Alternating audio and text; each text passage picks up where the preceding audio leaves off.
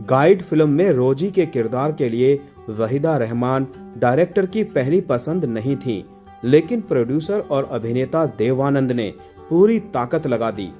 Director से उनका मतभेद भी हुआ, ये जानते हुए भी कि वहीदा रहमान तब मधुबाला, मीना कुमारी या नरगिस जैसी बड़ी हीरोइन नहीं थी। फिर वजह क्या थी? दोस्तों, वीडियो में आगे बढ़ने से पहले प्लीज मेरे चैनल को सब्सक्राइब करके बेल आइकन को जरूर प्रेस कर दीजिएगा। तो चलिए दोस्तों, वीडियो को शुरू करते हैं।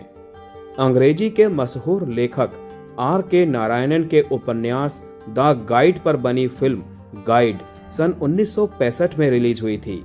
इस समय हिंदी फिल्म इंडस्ट्री में वहीदा रहमान बहुत चर्चित अभिनेत्री नहीं थी। उनकी कुछ ही फिल्में आई थीं। तब मधुबाला, मीना कुमारी, नरगिस, वैजंती माला, नूतन जैसी दिग्गज अभिनेत्रियों का बोलबाला था।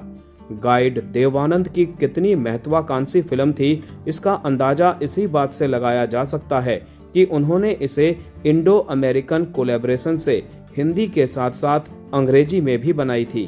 भाई विजय आनंद हिंदी वर्जन के डायरेक्टर बने, वहीं अंग्रेजी वर्जन के निर्देशक थे टेड डैनियल लस्की, जो कि हॉलीवुड के एक जाने माने डायरेक्टर थे।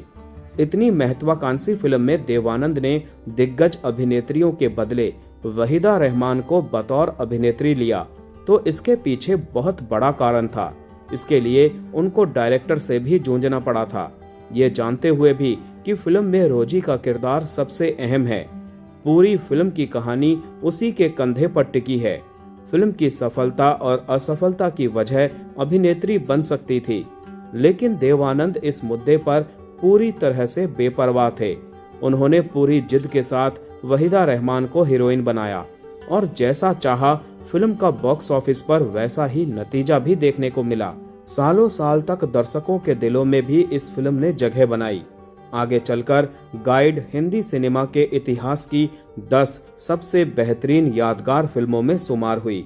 देवानंद इससे पहले भी कई फिल्मों में बतौर नायक अपना प्रभाव जमा चुके थे और दिलीप कुमार तथा राज कपूर के बरक्स अपनी एक तीसरी लकीर खींच चुके थे, लेकिन गाइड ने उनको भी उतना ही अमर बना दिया जितना कि वहीदा रहमान को।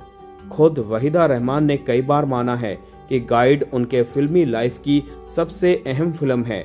गाइड के बिना उनकी ख्वाहिश अधूरी रह जाती। गाइड की रोजी को सपेरा डांस करने में जो संतुष्टि मिली, वही संतुष्टि उनको गाइड में रोल करके मिली और इस उपलब्धि के लिए देवानंद का योगदान सबसे ऊपर है। अपने कई इंटरव्यूज में वहीदा रहमान ने गाइड के पर्दे के पीछे की जो कहानियां शेयर की हैं और देवानंद के साथ अपनी जिस केमिस्ट्री का खुलासा किया, वो फिल्म इंडस्ट्री के अंदर प्रोफेशनलिज्म का अनोखा पार्ट है। आज की तारीख में कई अभिनेत्रियों और बड़े स्टार्स के बीच के रिश्तों की बारीकियों को रेखांकित करने वाला है। वहीदा रहमान को गाइड में रोल कैसे मिला, क्या थी इसकी वजह, इन बातों का उल्लेख खुद वहीदा रहमान ने भी किया है। उन्होंने बताया कि देवानंद के साथ उनकी पहली मुलाकात CID के सेट पर हुई थी। सन 1956 में रिलीज उनकी ये पहली हिंदी फिल्म थी। हालांकि इस फिल्म में उनका नेगेटिव किरदार था, लेकिन उन्होंने अभिनय प्रतिभा की छाप पहली ही फिल्म में छोड़ी। CID के प्रोड्यूसर गुरु दत्त थे और निर्देशक राज खोसला। CID पूरी तरह से देवानंद की फिल्म थी, लेकिन वहीदा रहमान की एक्टिंग तभी से उनकी नजरों में आ गई। वहीदा रहमान ने बताया कि देवानंद उस वक्त बड़े स्टार बन चुके थे, उम्र में भी काफी बड़े थे, जबकि मैं बिल्कुल नई थी। इसके बावजूद उनका व्यवहार बहुत ही उत्साहित करने वाला था। वो जैसे हर एक कलाकारों को प्रोत्साहित करते थे, उसी तरह मुझे भी। CID हिट हुई। सस्पेंस थ्रिलर की कहानी और खास तौर पर शमशाद बेगम की आवाज में गाने काफी पसंद किए गए। देवानंद की सबसे बड़ी विशेषता यही है कि उनकी गुड बुक में जो भी कलाकार आ जाते, उनसे वो आगे भी रिश्ता बनाकर रखते और अपनी फिल्मों में याद करते थे। CID के बाद वहीदा रहमान का फिल्मी कैरियर एक तरफ गुरुदत्त और दूसरी तरफ देवानंद के साथ आगे बढ़ा। गुरुदत्त के साथ प्यासा, कागज के फूल, 14वीं का चांद, साहिब बीवी और गुलाम जैसी कालजयी फिल्में करती रहीं, तो देवानंद के साथ 16वां साल, काला बाजार और बात एक रात की आदि। इन सब के बीच बतौर डायरेक्टर राज खोसला एक प्रकार से कड़ी का काम करते रहे। चूंकि देवानंद और गुरुदत्त में अच्छी दोस्ती थी, देवानंद उनको हमेशा एक जीनियस कलाकार और बड़े निर्देशक मानते रहे।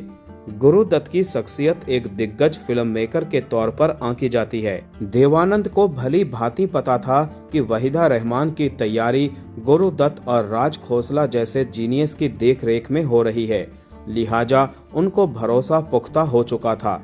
हालांकि खुद वहीदा रहमान को इस बात का अंदेशा था कि वो गाइड का हिस्सा होंगी या नहीं, क्योंकि ये फिल्म एक साथ 2 भाषाओं में बन रही थी।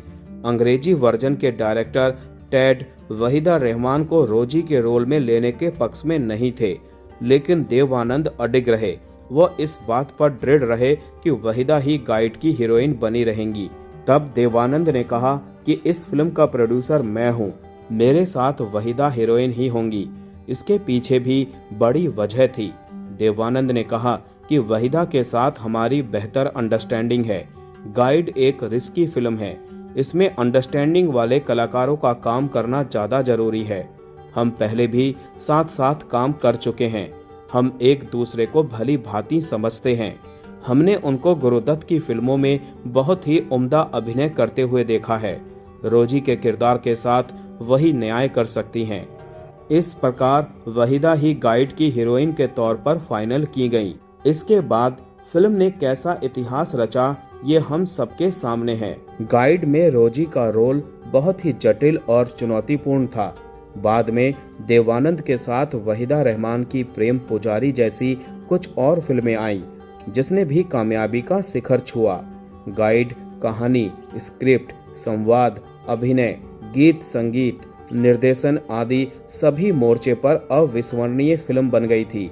गाइड का सपेरा डांस कभी ना भूलने वाला साबित हुआ। तो दोस्तों, आज का वीडियो यहीं समाप्त करते हैं। मिलते हैं नेक्स्ट वीडियो में, तब तक के लिए आप सभी को tata bye bye, take care.